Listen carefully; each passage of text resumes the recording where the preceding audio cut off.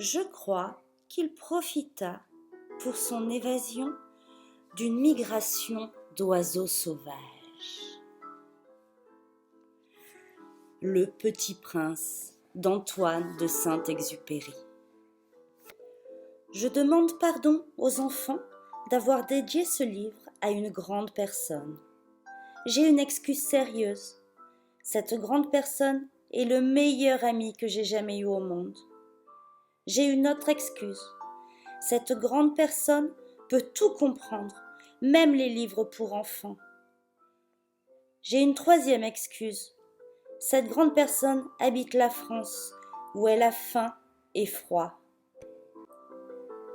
Elle a bien besoin d'être consolée.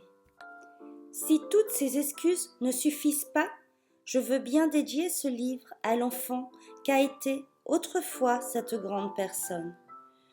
Toutes les grandes personnes ont d'abord été des enfants, mais peu d'entre elles s'en souviennent. Je corrige donc ma dédicace à Léon quand il était petit garçon. Lorsque j'avais 6 ans, j'ai vu, une fois, une magnifique image dans un livre sur la forêt vierge qui s'appelait « Histoire vécue ». Ça représentait un serpent boa qui avalait un fauve. Voilà la copie du dessin.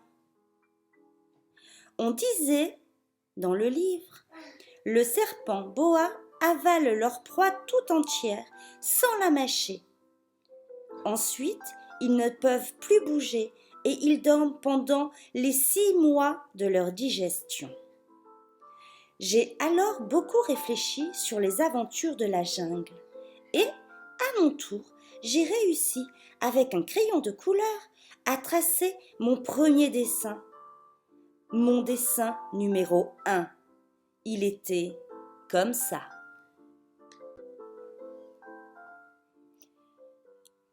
J'ai montré mon chef-d'œuvre aux grandes personnes et je leur ai demandé si mon dessin leur faisait peur. Elles m'ont répondu « Pourquoi un chapeau ferait-il peur ?» Mon dessin ne représentait pas un chapeau. Il représentait un serpent boa qui digère un éléphant. J'ai alors dessiné l'intérieur du serpent boa, afin que les grandes personnes puissent comprendre. Elles ont toujours besoin d'explications. Mon dessin numéro 2 était comme ça. Les grandes personnes m'ont conseillé de laisser de côté le dessin de serpent boa, ouvert ou fermé, et de m'intéresser plutôt à la géographie, à l'histoire, au calcul et à la grammaire. C'est ainsi que j'ai abandonné, à l'âge de 6 ans, une magnifique carrière de peintre. J'avais été découragée par l'insuccès de mon dessin numéro 1 et de mon dessin numéro 2. Les grandes personnes ne comprennent jamais rien toutes seules, et c'est fatigant pour les enfants de toujours et toujours leur donner des explications. J'ai donc dû choisir un autre métier et j'ai appris à piloter des avions. J'ai volé un peu partout dans le monde et la géographie, c'est exact, m'a beaucoup servi. Je savais reconnaître du premier coup d'œil la Chine de l'Arizona. C'est très utile si l'on est égaré pendant la nuit. J'ai ainsi eu, au cours de ma vie, des tas de contacts avec des tas de gens sérieux. J'ai beaucoup vécu chez les grandes personnes. Je les ai vues de très près. Ça n'a pas trop amélioré mon opinion. Quand j'en rencontrais un qui me paraissait un peu lucide, je faisais l'expérience sur elle de mon dessin numéro 1, que j'avais toujours conservé. Je voulais savoir si elle était vraiment compréhensive. Mais, toujours, elle me répondait « C'est un chapeau !» Alors, je ne lui parlais ni de serpent boa, ni de forêt vierge, et ni d'étoiles. Je me mettais à sa portée. Je lui parlais de bridge, de golf, de politique et de cravate. Et la grande personne était bien contente de connaître un homme aussi raisonnable. J'ai vécu seule, sans personne avec qui véritablement parler, jusqu'à une panne dans le désert du Sahara il y a 6 ans. Quelque chose s'était cassé dans mon moteur. Et comme je n'avais avec moi ni mécanicien, ni passager, je me préparais à essayer de réussir, tout seul, une réparation difficile. C'était pour moi une question de vie ou de mort. J'avais à peine de l'eau à boire pour 8 jours. Le premier soir, je me suis donc endormie sur le sable à 1000 et 1000 de toute terre habitée. J'étais bien plus isolée qu'un naufragé sur un radeau au milieu de l'océan. Alors, vous imaginez ma surprise, au lever du jour, quand une drôle de petite voix m'a réveillée. Elle disait « S'il vous plaît, dessine-moi un mouton. » « Hein ? Dessine-moi un mouton. » J'ai sauté sur mes pieds comme si j'avais été frappée par la foudre. J'ai bien frotté mes yeux, j'ai bien regardé et j'ai vu un petit bonhomme tout à fait extraordinaire qui me considérait gravement. Voilà le meilleur portrait que, plus tard, j'ai réussi à faire de lui. Mais mon dessin, bien sûr, est beaucoup moins ravissant que le modèle. Ce n'est pas ma faute. J'avais été découragée dans ma carrière de peintre par les grandes personnes à l'âge de 6 ans, et je n'avais rien appris à dessiner sauf les boas fermés et les boas ouverts. Je regardais donc cette apparition avec des yeux tout ronds, étonnamment.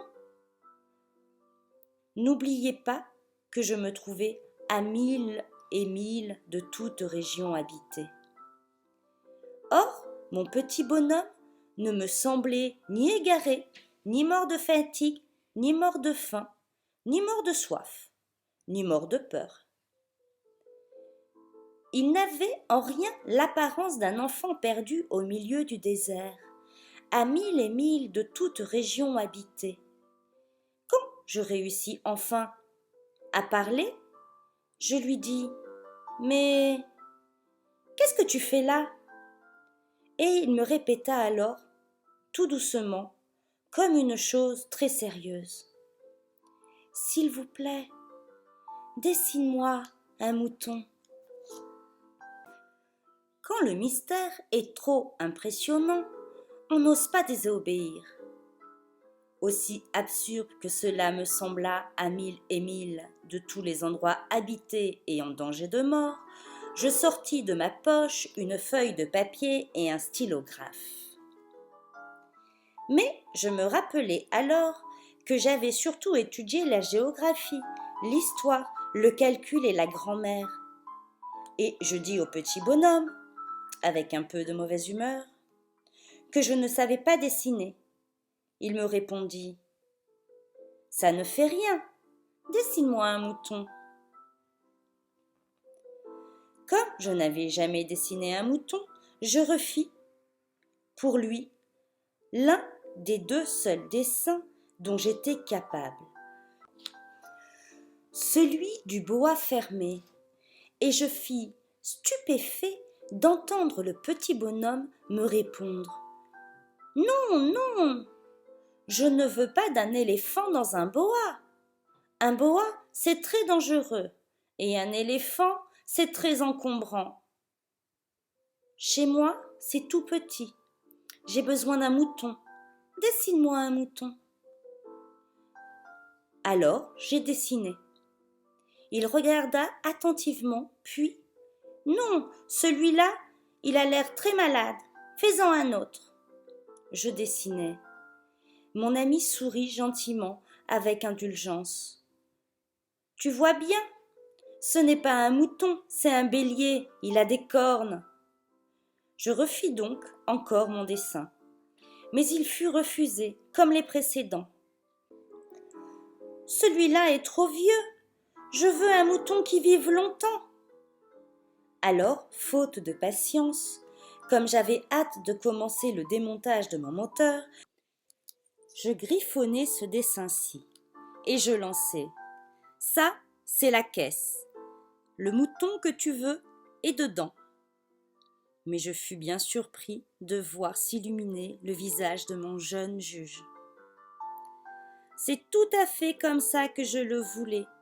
Crois-tu qu'il faille beaucoup d'herbe pour ce mouton ? Pourquoi ? Parce que chez moi, c'est tout petit. Ça suffira sûrement. Je t'ai donné un tout petit mouton. Il pencha la tête vers le dessin. Pas si petit que ça. Tiens, il s'est endormi. Et c'est ainsi que je fis connaissance du petit prince. Il me fallut longtemps pour comprendre d'où il venait. Le petit prince, qui me posait beaucoup de questions, me semblait jamais entendre les miennes. Ce sont des mots prononcés par hasard qui, peu à peu, m'ont tout révélé. Ainsi, quand il aperçut pour la première fois mon avion, je ne dessinerai pas mon avion, c'est un dessin beaucoup trop compliqué pour moi. Il me demanda « Qu'est-ce que c'est que cette chose-là » ? Ce n'est pas une chose, ça vole, c'est un avion, c'est mon avion. Et j'étais fière de lui apprendre que je volais. Alors il s'écria « Oh, comment tu es tombé du ciel ?» Oui, fis-je modestement. Ah, ça c'est drôle.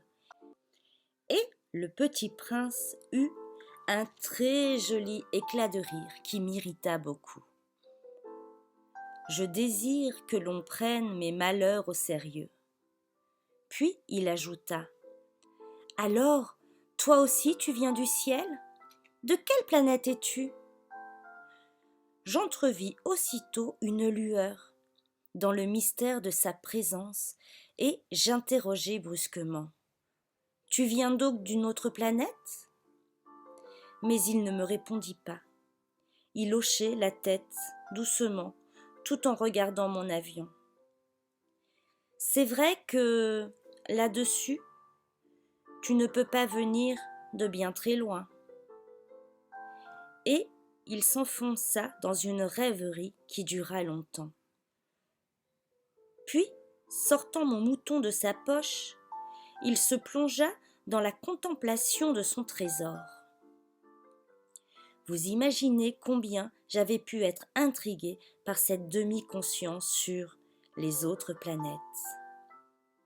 Je m'efforçai donc d'en savoir plus long. D'où viens-tu, mon petit bonhomme ? Où est-ce chez toi ? Où veux-tu emporter mon mouton ? Il me répondit après un long silence méditatif. Ce qui est bien avec la caisse que tu m'as donnée, c'est que, la nuit, il servira de maison.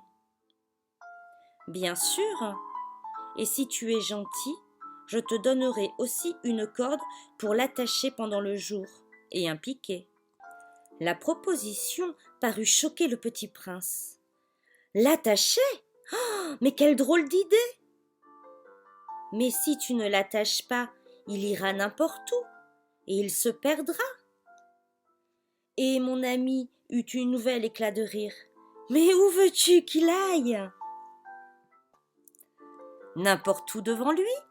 Alors le petit garçon remarqua gravement.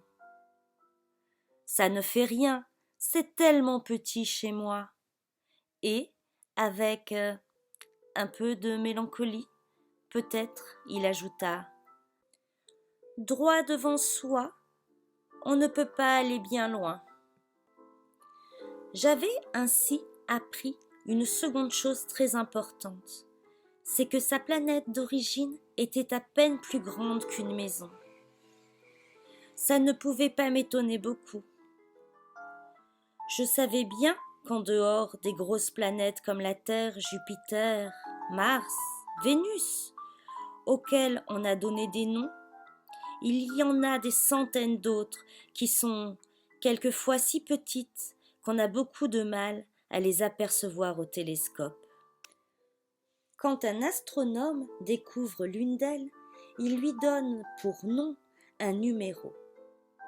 Il l'appelle par exemple l'astéroïde 325.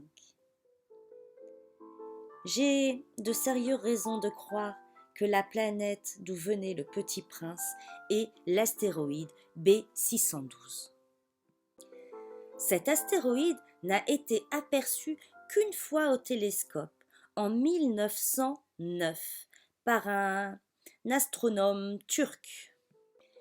Il avait fait alors une grande démonstration de sa découverte à un congrès international d'astronomie. Mais personne ne l'avait cru à cause de son costume. Les grandes personnes sont comme ça. Heureusement, pour la réputation de l'astéroïde B612, un dictateur turc imposera à son peuple, sous peine de mort, de s'habiller à l'européenne. L'astronome refit sa démonstration en 1920, dans un habit très élégant. Et cette fois-ci, tout le monde fut de son avis. Si je vous ai raconté ces détails sur l'astéroïde B612 et si je vous ai confié son numéro, c'est à cause des grandes personnes. Les grandes personnes aiment les chiffres. Quand vous leur parlez d'un nouvel ami, elles ne vous questionnent jamais sur l'essentiel. Elles ne vous disent jamais « Quel est le son de sa voix ? Quels sont les jeux qu'il préfère ? Est-ce qu'il collectionne les papillons ? » Elles vous demandent « Quel âge a-t-il ? Combien a-t-il de frères et sœurs ? Combien pèse-t-il ? Combien gagne son père ? » Alors seulement elles croient le connaître. Si vous dites aux grandes personnes « J'ai vu une belle maison en briques roses, avec des géraniums aux fenêtres et des colombes sur les toits », elle ne parvient pas à s'imaginer cette maison. Il faut leur dire « J'ai vu une maison de 100 000 francs ». Alors elle s'écrie « Comme c'est joli !» Ainsi, si vous leur dites « La preuve que le petit prince a existé, c'est qu'il était ravissant, qu'il riait et qu'il voulait un mouton. » Quand on veut un mouton, c'est pas la preuve qu'on existe. Elles hausseront les épaules et vous traiteront d'enfant. Mais si vous leur dites « La planète d'où il venait est l'astéroïde B612 », alors elles seront convaincues et elles vous laisseront tranquille avec leurs questions. Elles sont comme ça. Il ne faut pas leur en vouloir. Les enfants doivent être très indulgents envers les grandes personnes. Mais, bien sûr, nous qui comprenons la vie, nous nous moquons bien des numéros. J'aurais aimé commencer cette histoire à la façon d'un conte de fées. J'aurais aimé dire « Il était une fois un petit prince qui habitait une planète à peine plus grande que lui et qui avait besoin d'un ami. » Pour ceux qui comprennent la vie, ça aurait eu l'air beaucoup plus vrai. Car je n'aime pas qu'on lise mon livre à la légère. J'éprouve tant de chagrin à raconter ces souvenirs. Il y a 6 ans déjà que mon ami s'en est allé avec son mouton. Si j'essaie ici de le décrire, c'est afin de ne pas l'oublier. C'est triste d'oublier un ami. Tout le monde n'a pas eu un ami. Et je puis devenir comme les grandes personnes qui ne s'intéressent qu'aux chiffres. C'est donc pour ça encore que j'ai acheté une boîte de couleurs et des crayons. C'est dur de se remettre au dessin, à mon âge, quand on n'a jamais fait d'autre tentative que celui d'un boa fermé et celui d'un boa ouvert à l'âge de 6 ans. J'essaierai, bien sûr, de faire des portraits le plus ressemblants possible. Mais je ne suis pas tout à fait certain de réussir. Un dessin va et l'autre ne ressemble plus. Je me trompe un peu aussi sur les tailles. Ici, le petit prince est trop grand. Là, il est trop petit. J'hésite aussi sur la couleur de son costume. Alors je tâtonne, comme ci et comme ça, tant bien que mal. Je me tromperai enfin sur certains détails plus importants. Mais ça, il faudra me le pardonner. Mon ami ne donnait jamais d'explication. Il me croyait peut-être semblable à lui, mais moi, malheureusement, je ne sais pas voir les moutons à travers les caisses. Je suis peut-être un peu comme les grandes personnes. J'ai dû vieillir. Chaque jour, j'apprenais quelque chose sur la planète, sur le départ, sur le voyage. Ça venait tout doucement, au hasard des réflexions. C'est ainsi que, le 3e jour, je connus le drame des baobabs. Cette fois-ci, encore ce fut grâce aux moutons, car brusquement le petit prince m'interrogea, comme pris d'un doute grave. « C'est bien vrai, n'est-ce pas, que les moutons mangent les arbustes ?»« Oui, c'est vrai. Ah, je suis content. » Je ne compris pas pourquoi il était si important que les moutons mangent des arbustes. Mais le petit prince ajouta. Par conséquent, ils mangent aussi les baobabs. Je fis une remarque au petit prince que les baobabs ne sont pas des arbustes, mais des arbres grands comme des églises, et que si même il emportait avec lui tout un troupeau d'éléphants, ce troupeau ne viendrait pas à bout d'un seul baobab. L'idée du troupeau d'éléphants fit rire le petit prince. Il faudrait les mettre les uns à côté des autres. Mais il remarqua avec sagesse. Les baobabs, avant de grandir, ça commence par être petit. C'est exact. Mais pourquoi veux-tu que tes moutons mangent les petits baobabs ? Il me répondit. Voyons, comme s'il s'agissait là d'une évidence. Et il me fallut un grand effort d'intelligence pour comprendre à moi seul ce problème. Et en effet, sur la planète du petit prince, il y avait, comme sur toutes les planètes, de bonnes herbes et de mauvaises herbes. Par conséquence, de bonnes graines, de bonnes herbes et de mauvaises graines, de mauvaises herbes. Mais les graines sont invisibles.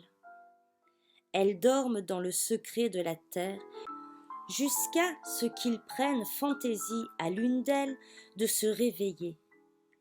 Alors, elle s'étire et pousse d'abord timidement vers le soleil, une ravissante petite brindille inoffensive. S'il s'agit d'une brindille de radis ou de rosier, on peut la laisser pousser comme elle veut.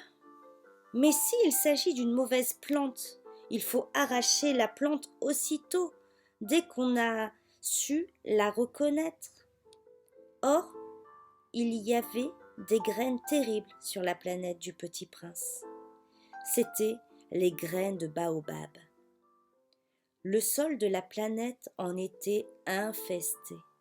Or, un baobab, si l'on s'y prend trop tard, on ne peut jamais plus s'en débarrasser. Il encombre toute la planète. Il la perfore de ses racines.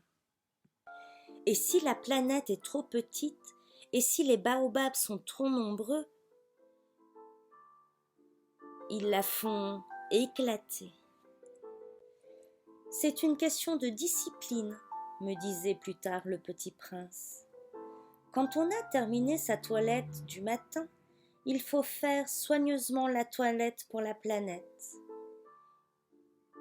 Il faut s'astreindre régulièrement à arracher les baobabs dès qu'on les distingue d'avec un rosier auquel ils ressemblent beaucoup, quand ils sont très jeunes. C'est un travail très ennuyeux, mais très facile. Et un jour, il me conseilla de m'appliquer à réussir un beau dessin, pour bien faire entrer ça dans la tête des enfants de chez moi. S'ils voyagent un jour, me disait-il, ça pourra leur servir. Il est quelquefois sans inconvénient de mettre à plus tard son travail. Mais s'il s'agit de baobab, c'est toujours une catastrophe. J'ai connu une planète habitée par un paresseux. Il avait négligé 3 arbustes. Et, sur les indications du petit prince, j'ai dessiné cette planète-là. Je n'aime guère prendre le ton d'un moraliste, mais le danger des baobabs est si peu connu, et les risques courus par celui-ci qui s'égarèrent dans un astéroïde sont si considérables que, pour une fois, je fais exception à ma réserve. Je dis, enfants, faites attention aux baobabs. C'est pour avertir mes amis d'un danger qui frôle depuis longtemps, comme moi, sans le connaître, que j'ai tant travaillé ce dessin-là. La leçon que je donnais en valait la peine. Vous vous demandez peut-être pourquoi n'y a-t-il pas dans ce livre d'autres dessins aussi grandioses que ce dessin de baobab? La réponse est bien simple. J'ai essayé, mais je n'ai pas pu réussir. Quand j'ai dessiné les baobabs, j'ai été animée par le sentiment de l'urgence. Ah, petit prince, j'ai compris, peu à peu, ainsi, ta petite vie mélancolique. Tu n'avais eu longtemps pour distraction que la douceur du coucher de soleil. J'ai appris ce détail nouveau le 4e jour au matin, quand tu m'as dit « J'aime beaucoup les couchers de soleil. Allons voir un coucher de soleil. » Mais il faut attendre. Attendre quoi? Attendre que le soleil se couche. Tu as eu l'air très surpris d'abord, et puis tu as ri de toi-même. Et tu m'as dit « Je me crois toujours chez moi. » En effet, quand il est midi aux États-Unis, le soleil, tout le monde le sait, se couche sur la France. Il suffirait de pouvoir aller en France en 1 minute pour assister au coucher de soleil. Malheureusement, la France est bien trop éloignée. Mais sur ta petite planète, il te suffisait de tirer la chaise de quelques pas, et tu regardais le crépuscule chaque fois que tu le désirais. Un jour, j'ai vu le soleil se coucher 44 fois.